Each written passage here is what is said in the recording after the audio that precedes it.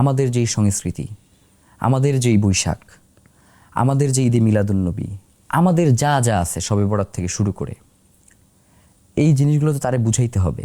যে একটা জিনিস ভাবেন ভাই, আমি যে গানটা শুনি এই গানটাও সেট করে দেয়া হয় যে কোন গানটার কোন ধরনের ক্লাস আছে। মানে বস্তির একটা লোক যেই গানটা শুনে, আবার এলিট ক্লাসের যেই গানটা শুনে, এলিট ক্লাসের লোকজন এই গানটাকে খুব সিসি করতেছে, মানে তার কাছে কোনো গানই না।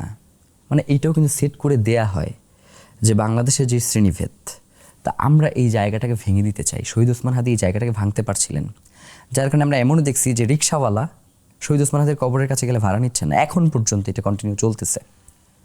আমি সেলুনে চুল কাটতে গেছি 1.5 মাস পরে, চুল কাটাইতে গেছি, কাটার পরে বলতেছে যে টাকা নিব না, আপনাকে একটা ওয়াদা দিতে হবে। আমি বলি বলেন, বলে শহীদ ওসমান হাদির হত্যার বিচারটা করতে হবে। রিক্সাওয়ালা ভাড়া নিচ্ছে না।